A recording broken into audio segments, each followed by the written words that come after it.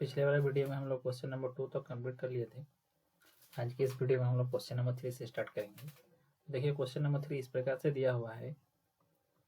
आकृति 6.30 में A B parallel to C D. ठीक है, ये जो ए बी लाइन है यहाँ दिख रहा है आपको। A B line, A B जो है वो किसके पैरेलल है? सी डी के पैरेलल है। ठीक है, और ई एफ जो है वो परपेंडिकुलर है किसके ऊपर? डी के ऊपर। E F perpendicular to C D. ठीक, और एंगल जी ई डी का वैल्यू जी ई डी यहाँ से दिखाई दे रहा है। एंगल जी ई डी मतलब ये पूरा एंगल। ठीक, ये पूरा एंगल कितना डिग्री का है? 126 डिग्री।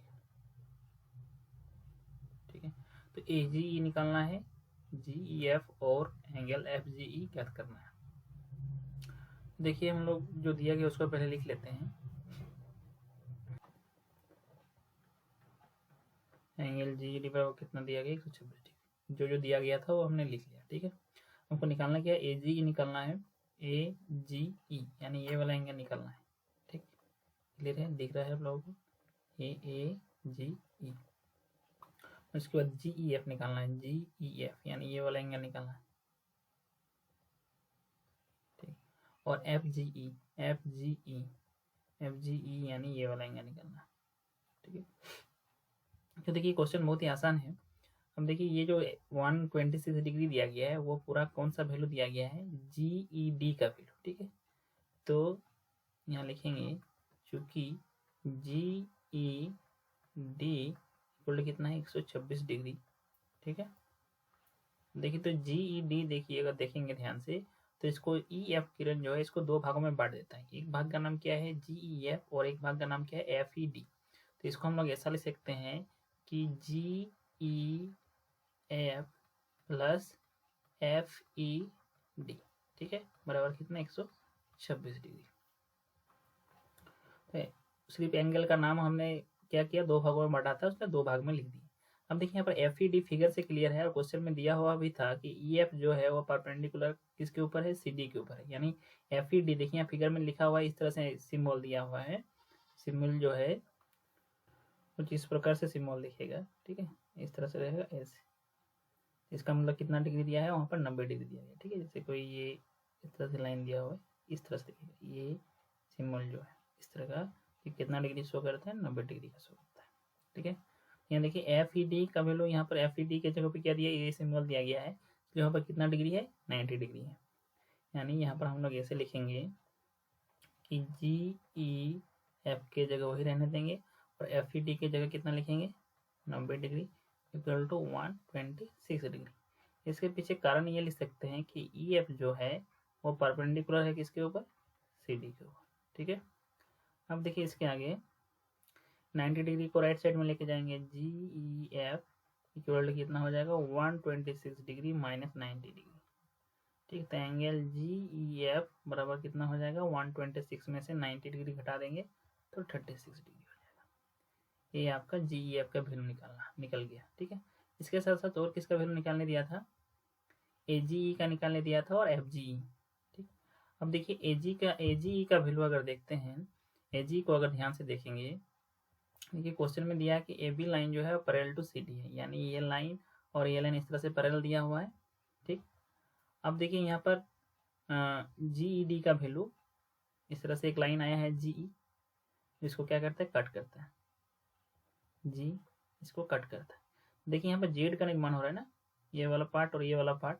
अगर ध्यान से देखेंगे फिगर में हम दिखा रहे हैं आपको रेड कलर से, ए जी ई और फिर किधर जाएंगे? ई से लेकर डी तक। देखिए जेड का निर्माण हो रहा है और जेड का इस तरह से जब निर्माण होता है तो ये वाला एंगल और ये वाला एंगल आपस में क्या होता है? बराबर होता है। किस हिसाब से? एकांतर कोण के हिसाब से। तो यहाँ देखिए ए जी ई और जी ई डी क्या हो जाएगा? एकांतर कोण हो जाएगा। यहाँ लिखेंगे क्योंकि क्या है? ए बी जो है वो पैरेलल है किसका? Since A B is parallel to C D. और क्या तिर्यक रेखा कौन है यहाँ पर? इसको कौन कट कर रहा है? जी ई। तथा जी क्या है? तिर्यक रेखा है। तथा जी ई तिर्यक रेखा है, इसलिए क्या हो जाएगा? कौन कौन सा कोण जो है वो आपका एकांतर कोण हो जाएगा AGE और angle GED। Angle AGE equal to angle GED इस हिसाब से बराबर हो गया एकांतर कोण के हिसाब से। तो हमने यहाँ लिख दिया एकांतर अंत कोण। ठीक है, अब देखिए जिसका जो वैल्यू है वो बैठा देंगे। AGE का वैल्यू देखिए, तो AGE का वैल्यू हमको निकालना है और GED का वैल्यू क्वेश्चन में दिया हुआ है कितना है वैल्यू 126 डिग्री, इसलिए GED की जगह कितना बैठा देंगे 126 डिग्री, इसलिए AGE की जगह AGE रह जाएगा और GED का वैल्यू कितना हो जाएगा 126 डिग्री। ये AGE का वैल्यू निकलेगा। और एक चीज़ हमको निकालना था, देखिए क्वेश्चन में दिया हुआ क्या निकालना है, FGE निकाल, यानी ये वाला देखिए FGE, देखिए फिगर से AGE और FGE अगर दोनों को जोड़ेंगे तो क्या मिलेगा, हमको एक सरल रेखा मिलेगा, यानी AGE और FGE को जोड़ेंगे तो कितना डिग्री मिलेगा 180 डिग्री मिलेगा। ठीक है, तो हम लोग लिखेंगे चित्र से angle AGE plus angle FGE बराबर कितना हो जाएगा 180 डिग्री। इसके पीछे कारण आप लोग लिख सकते हैं, देखिए जुग्म की कोई वो कौन सा कोण बना रहा है, देखिए जुग्म कोण बना रहा है। ठीक है, अब देखिए AGE का वैल्यू हम लोग अभी निकाले हैं कितना है 126 डिग्री, इसलिए AGE की जगह पर कितना लिख देंगे 126 डिग्री प्लस FGE का वैल्यू हमको निकालना है, इसलिए FGE की जगह FGE ही रहेगा 180 डिग्री। अब 126 डिग्री को हम लोग क्या करेंगे राइट साइड में लेके जाएंगे, तो लेफ्ट साइड में क्या बच के रह गया FGE बराबर 180 डिग्री माइनस इधर आके क्या हो जाएगा 126 डिग्री। ठीक है, अब एंगल FGE 180 में से घटाएंगे कितना हो जाएगा 30 50 54 डिग्री। ठीक है, बस ये आपका क्वेश्चन नंबर 3 में यही करना था, तीनों का वैल्यू हमने निकाल दिया, तो यहाँ पर आपका क्वेश्चन नंबर 3 कंप्लीट हो गया। ठीक है, अब इसके आगे का क्वेश्चन देखते हैं।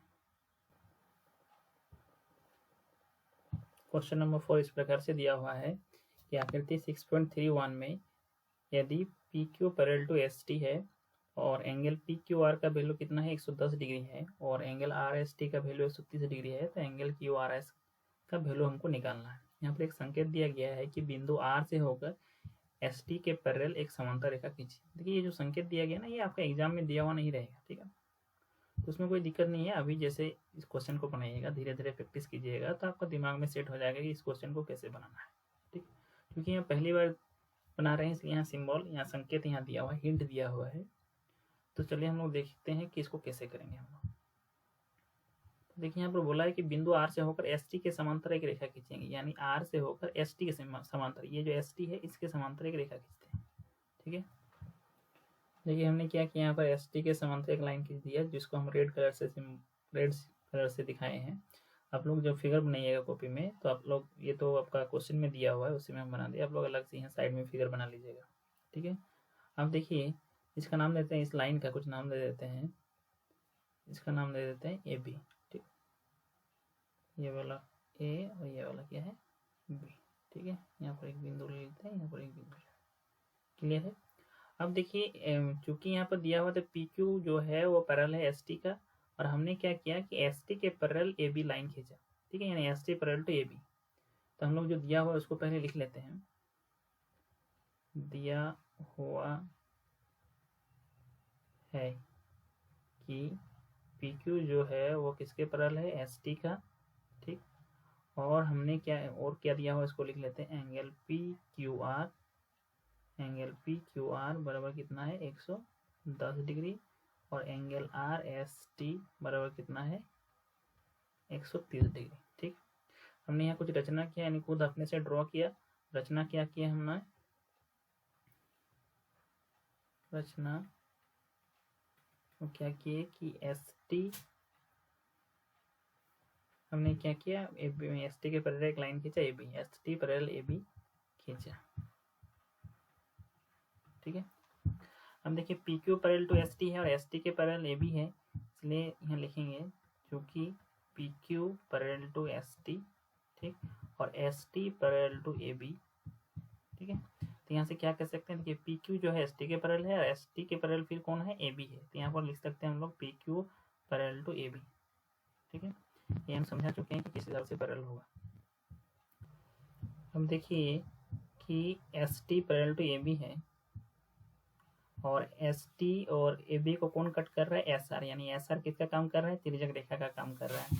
अब देखिए ये वाला एंगल जो 130 डिग्री है और ये वाला एंगल ले लेते हैं एंगल एस आर बी। तो देखिए ये तिर्यक रेखा के एक ही ओर के अंत कौन है? यानी ये वाला एंगल और ये वाला एंगल को जोड़ेंगे तो क्या हो जाएगा? 180 डिग्री मिलेगा। ठीक है, तो हम लोग यहाँ लिखते हैं, तो हमने यहाँ लिखा कि एंगल टी एस आर और एंगल एस आर बी बराबर कितना हो जाएगा? 180 डिग्री। इसके पीछे कारण क्या है? इसके पीछे कारण क्या है कि तिर्यक रेखा के एक ही ओर के अंत को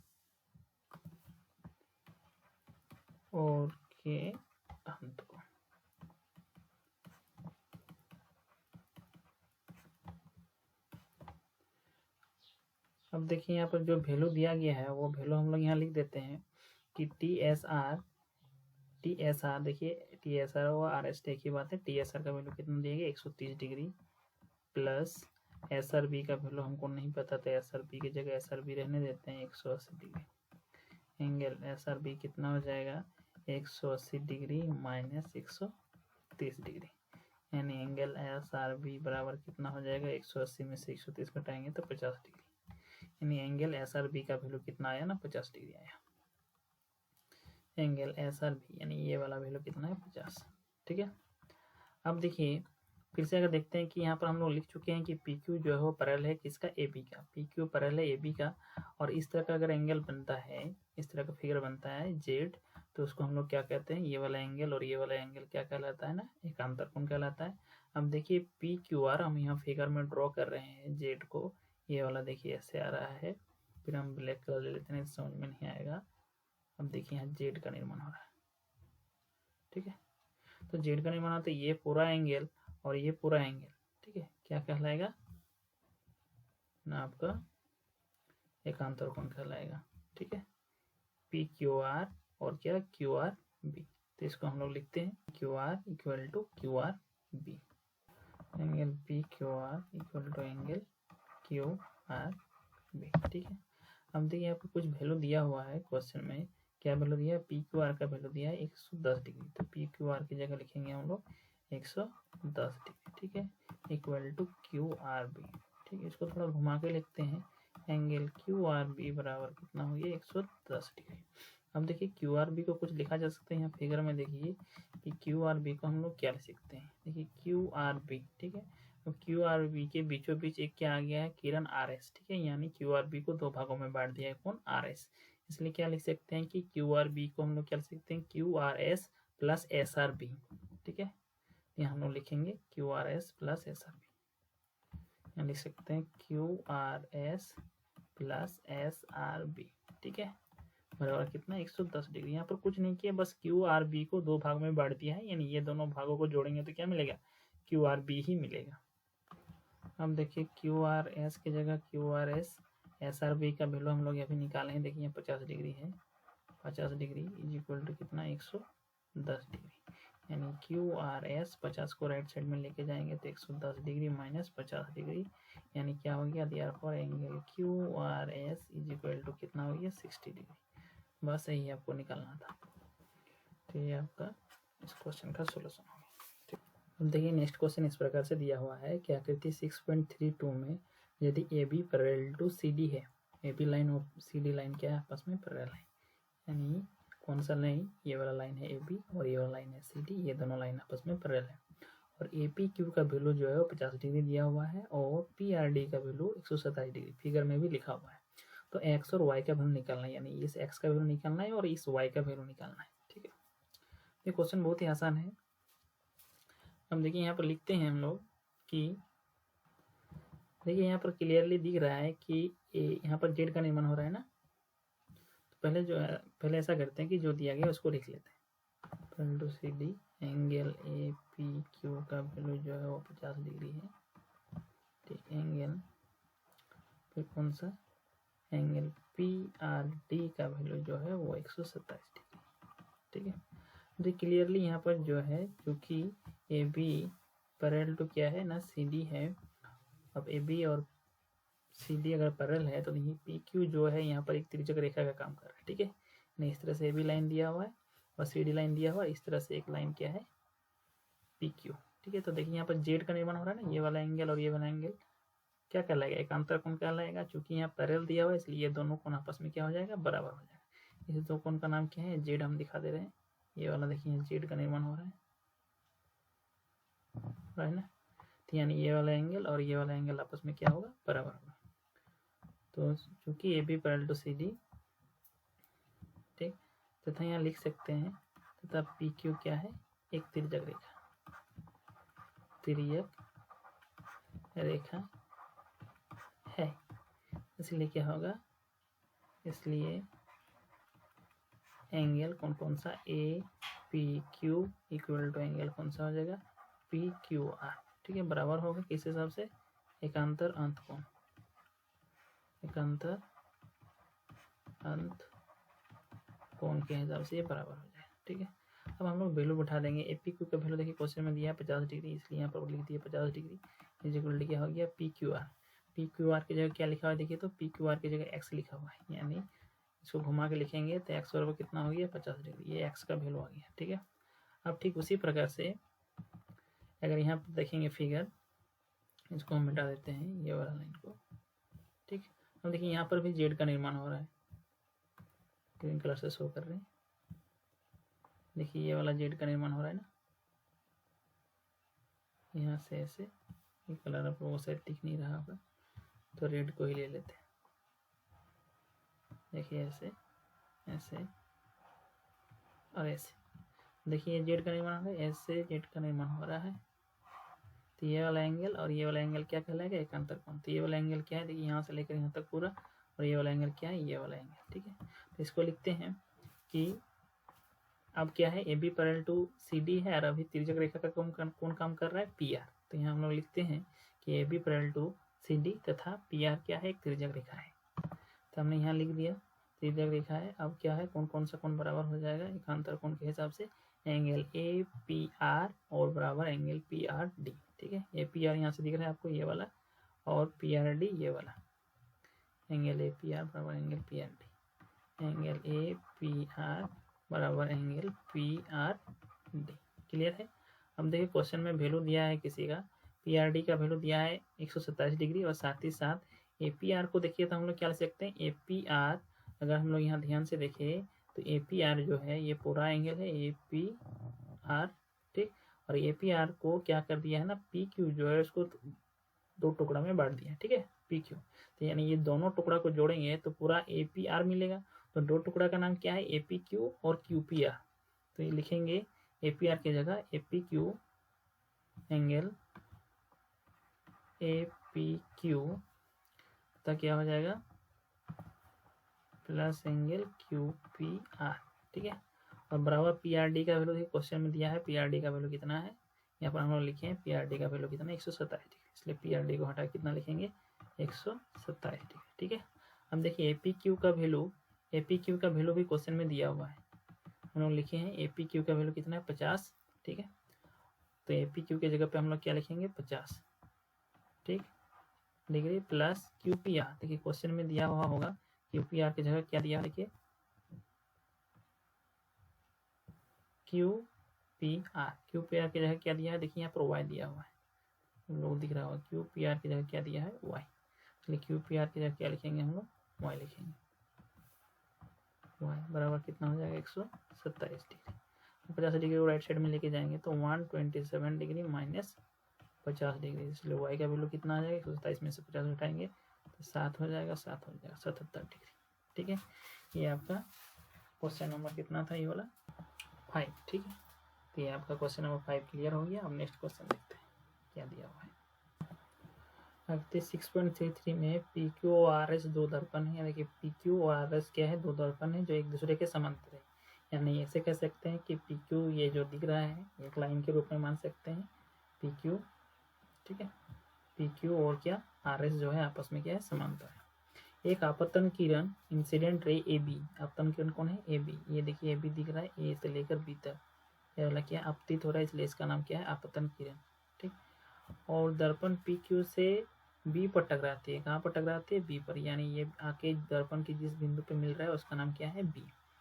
और परावर्तित किरण, ये देखिए यहाँ से परावर्तित हो रहा है, उसका नाम क्या है, बी सी। पथ BC पर चलकर दर्पण RS से C पर टकराती है, फिर यहाँ पर आके कहाँ पर टकराती है, बिंदु C पर, ठीक है, तथा पुनः CD के अनुदैर्ध्य परावर्तित हो जाती है, ये CD के दिशा में क्या होता है, रिफ्लेक्ट हो जाती है। तो सिद्ध कीजिए कि AB पैरेलल टू CD है, AB जो है वह CD के पैरेलल है, यानी AB लाइन और CD लाइन आपस में क्या है, पैरेलल है। देखिए इसको करने के लिए हम लोग क्या करते हैं कि इसके ऊपर एक परपेंडिकुलर ड्रॉ करते हैं B के ऊपर, ठीक है, बिंदु B के ऊपर एक परपेंडिकुलर लाइन ड्रॉ करते हैं और बिंदु C के ऊपर एक परपेंडिकुलर लाइन ड्रॉ करते हैं। देखिए हमने यहाँ क्या किया कि B के ऊपर एक परपेंडिकुलर लाइन ड्रॉ कर दिया और C के ऊपर भी क्या किया, एक परपेंडिकुलर लाइन ड्रॉ कर दिया। इसका हम लोग नाम दे देते हैं, इस बिंदु का नाम दे देते हैं E, इसका नाम दे देते हैं E और इसका नाम दे देते हैं F। क्लियर है। अब देखिए जब हम लोग पिछले क्लास में साइंस का जो फिजिक्स पार्ट है उसमें हम लोग पढ़े थे कि दर्पण, समतल दर्पण, ठीक है, अगर कोई दर्पण है उस पर कोई किरण आपतित होता है, जैसे ये आपतित हो रहा है, ठीक है, फिर आपतित होने के बाद क्या होगा, इसे टकरा के क्या हो जाएगा, ये क्या चल जाएगा, वापस चला जाएगा। तो यहाँ पर हम लोग अगर अभिलंब ड्रॉ करते हैं यानी परपेंडिकुलर ड्रॉ करते हैं तो ये वाला कोण क्या कहलाता है, आपतित कोण, और ये वाला कोण क्या कहलाता है, परावर्तित कोण। तो ये दोनों कोण आपस में क्या क्या होता है, बराबर। अगर ये 30 डिग्री होता है तो ये वाला भी कितना डिग्री होगा, 30 डिग्री होगा। क्लियर है। ये अगर लेफ्ट वाला का 50 डिग्री होगा तो राइट वाला क्या होगा, 50 डिग्री होगा, ठीक है। अब देखिए इस थ्योरी का यहाँ पर यूज होगा। अब इसको यूज करके हम लोग यहाँ पर बनाते हैं, हम लोग जो दिया गया उसको पहले लिख सकते हैं कि क्या दिया हुआ है कि PQ और RS दो दर्पण है जो एक दूसरे के समांतर रखे गए। तो हमने यहाँ लिख लिया कि PQ और RS दो दर्पण है जो एक दूसरे के क्या है, समांतर रखे गए हैं। अब हमने जो ड्रॉ किया उसके बारे में लिख लेते हैं। क्या ड्रॉ किया कि EB परपेंडिकुलर टू क्या, PQ खींचा और CF या F से परपेंडिकुलर टू RS खींचा। तो हम लोग यहाँ रचना में लिखेंगे, रचना में क्या किए,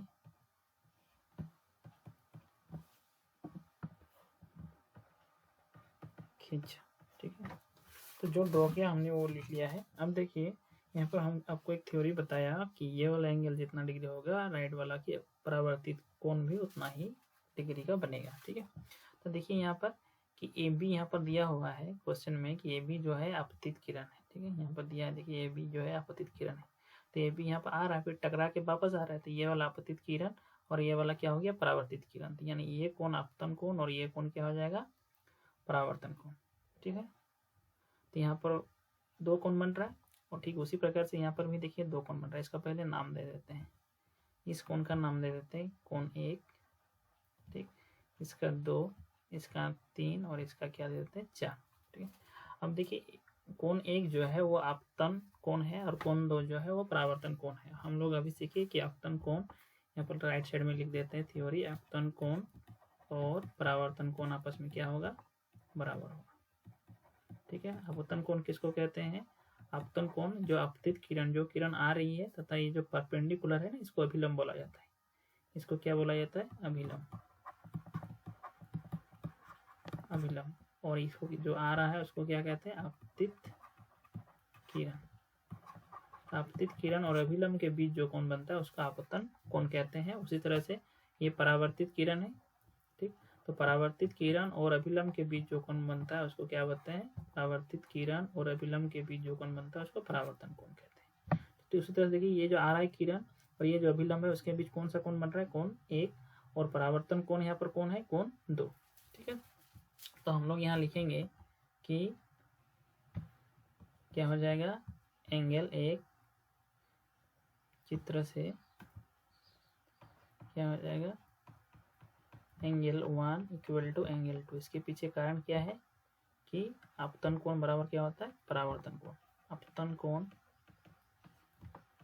बराबर क्या हो जाएगा, परावर्तन कोण।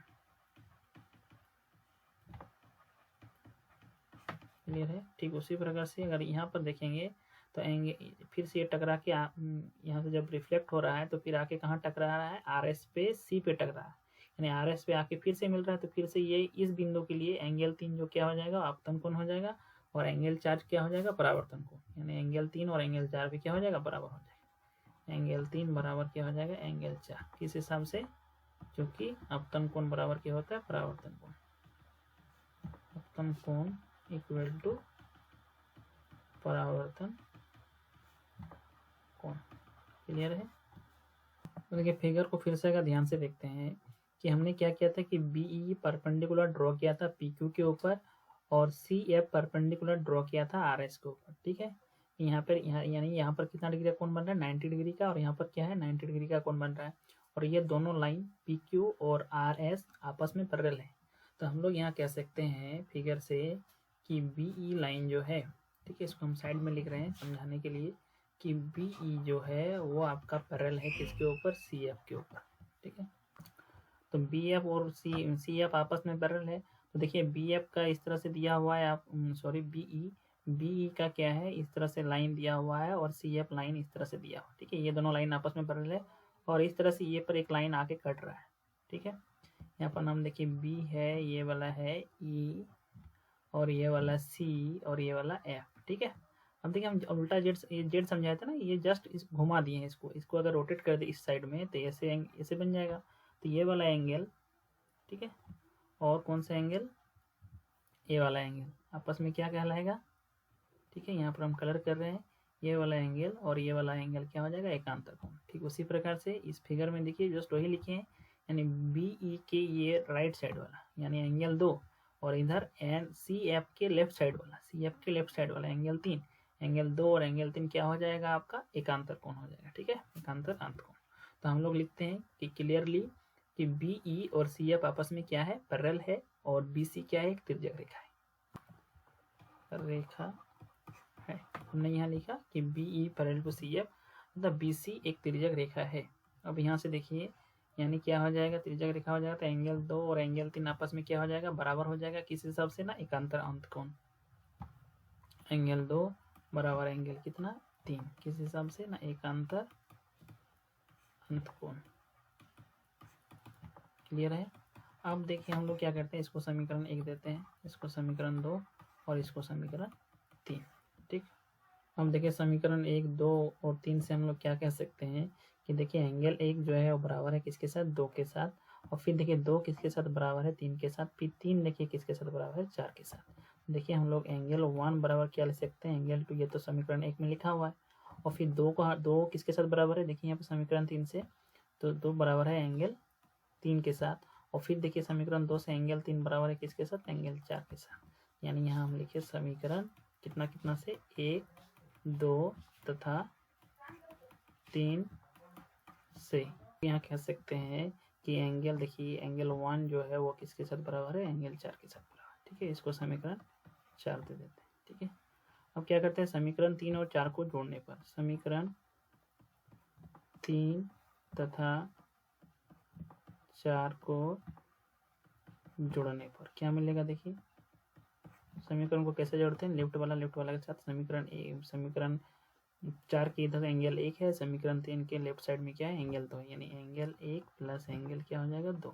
ठीक है, फिर यहाँ बराबर है तो बराबर, इसके राइट साइड में क्या है एंगल 3 और इसके राइट साइड में क्या है 4, एंगल 3 प्लस एंगल 4। ठीक है, अब एंगल 1 प्लस एंगल 2 को क्या ले सकते हैं, देखिए एंगल 1 प्लस एंगल 2 को ये दोनों को जोड़ देंगे क्या मिल जाएगा ABC, और एंगल 3 और एंगल 4 को जोड़ेंगे तो BCD। तो यहाँ पर हम लोग लिखे। ठीक है, तो एंगल ABC बराबर क्या हो गया एंगल BCD। अब देखिए हम लोग थ्योरी में हम पढ़ाए थे कि किसी भी दो लाइन को पैरेलल दिखाने के लिए क्या दिखाना पड़ेगा, या तो एकांतर कोण बराबर दिखाना होगा, या संगत कोण बराबर दिखाना होगा, या फिर एक ही ओर के अंत कोणों का योगफल कितना दिखाना होगा 180 डिग्री हो दिखाना होगा। देखिए यहाँ पर दो लाइन दिख रहा है AB और CD, इसको पैरेलल दिखाना है।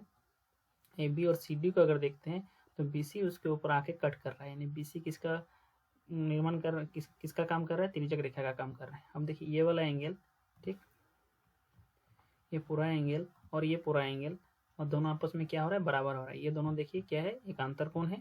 ठीक है, जब भी दो लाइन को कट कर रहा है और दो लाइन को कोई एक लाइन कट कर रहा है और जेड का निर्माण होता है, हम समझाए थे। देखिए इस तरह से अगर देखेंगे ऐसे जेड का निर्माण हो रहा है। यहाँ से शुरू करते हैं, देखिए ऐसे जा रहा है, फिर ऐसे आ रहा है, फिर कैसे जा रहा है ऐसे जा रहा है ना। तो ये वाला एंगल और ये वाला एंगल अगर बराबर हो तो क्या हो जाता है वो तो क्या कह सकते हैं एकांतर कोण बराबर है। ठीक है। तो यहाँ देखिए एकांतर कोण बराबर हो रहा है, इसलिए क्या हो जाएगा, कौन सा लाइन, ए बी लाइन जो है वो सी डी के पैरेलल हो जाएगा। तो हम लोग यहाँ लिखेंगे A B parallel to C D. This simplify that A B line जो है वो पैरेलल टू सी डी, ठीक है। क्योंकि लिख देंगे एकांतर कोण,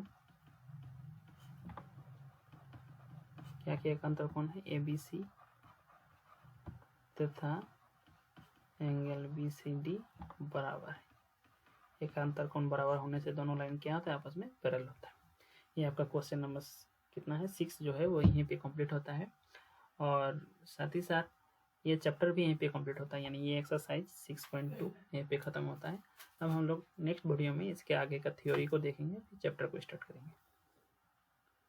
और इसमें भी कहीं अगर समझने में दिक्कत होता है तो आप लोग क्या कीजिएगा कि व्हाट्सएप में या फिर व्हाट्सएप वाला जो ग्रुप है उसमें आप लोग मैसेज कीजिए कि जिस जगह पे प्रॉब्लम है हम उसको क्या करेंगे, सॉर्ट आउट करने का कोशिश करेंगे, ठीक है। और साथ ही साथ आज का होमवर्क दे देते हैं आप लोगों को। हीरोन का फॉर्मूला हम पढ़ा चुके हैं 12.1, उसको आप लोग पूरा कंप्लीट बनाइए, ठीक है। और उसका फ़ोटो मेरे व्हाट्सएप नंबर पर सेंड कीजिए, ठीक है।